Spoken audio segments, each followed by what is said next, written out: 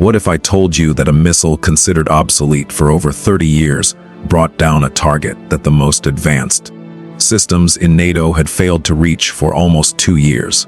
And what if I told you that the engineers who pulled this off were not in a military lab or a defense facility, but inside a wooden shed in the middle of a forest with parts they had collected from 12 different abandoned Soviet bases somewhere in the forests of central Ukraine, far from any city, far from any visible road?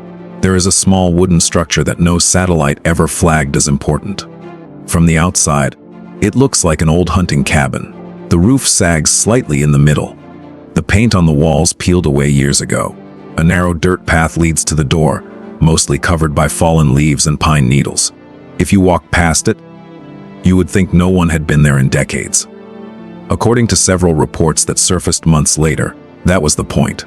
Inside that wooden shed, during the long months between the autumn of 2023 and the spring of 2024, a group of Ukrainian engineers worked under conditions that defense analysts in Washington and Brussels would later describe as almost impossible to believe. There was no climate control. There was no clean room. The lighting came from portable generators that hummed quietly in the background. Tools were laid out on wooden tables built from local timber. The men and women working there wore civilian clothes. Many had been university lecturers, retired technicians, or factory workers before the war began. Some had not touched a missile system in over 25 years. Their goal, according to accounts shared with international correspondents long after the operation, was simple to describe and almost impossible to execute. They wanted to take a Soviet missile system declared obsolete in the late 1980s, find every working part still scattered across abandoned bases throughout Ukraine, and rebuild it from scratch into something that could reach a target deep behind Russian lines. A target that, according to multiple Western intelligence summaries, had remained untouched since the first day of the full-scale invasion. The lead engineer, identified in available reports only by the first name Mykola, was reportedly 58 years old at the time. Before the war, he had taught electrical engineering at a small technical college near Cherkasy. His students remembered him as patient and quiet, the kind of teacher who explained things twice without being asked. According to one account published in a European defense journal, Mykola had been working on this project for almost 6 months before the first launch. He spent those months collecting parts, old guidance computers, fuel valves, fragments of warhead casings, stabilizer fins, cables, connectors. Every piece had to be cleaned, tested, and verified by hand. Some components were over 40 years old. Many had been sitting in damp warehouses since the collapse of the Soviet Union in 1991. The 12 abandoned bases that supplied these parts were spread across 5 different regions of Ukraine. Some had been completely forgotten by the time the team arrived. Doors hung off their hinges. Bird nests filled the corners. Mykola and his small team would drive to these locations in unmarked civilian vehicles, often at night, often in winter when the roads were empty. They carried the parts back, wrapped in old blankets, and stored them in the forest workshop in cardboard boxes labeled with handwritten codes that only the team understood. According to reports that emerged in the months following the operation, one of the most difficult challenges was the guidance system.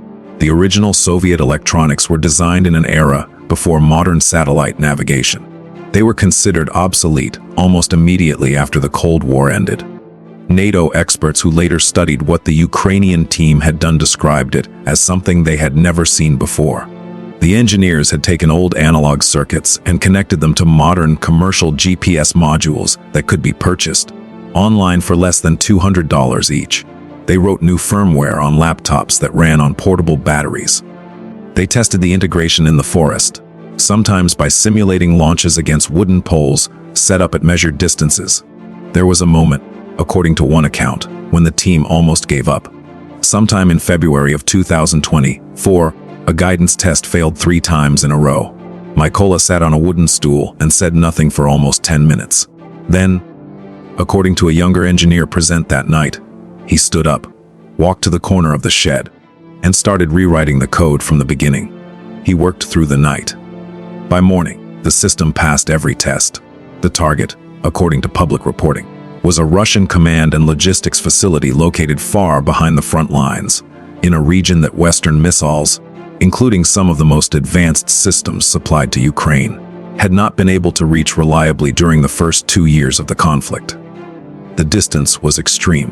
The terrain was difficult. Russian air defense coverage in the area was, according to multiple analysts, considered some of the densest in the entire theater of operations. Several attempts using more modern systems had reportedly fallen short, either intercepted along the way or affected by electronic countermeasures. The night of the launch was, by several accounts, unusually quiet.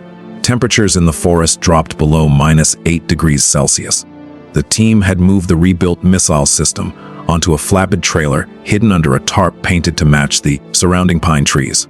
They drove slowly along a back road for almost 2 hours before reaching the launch site, a small clearing they had identified months earlier from old topographic maps.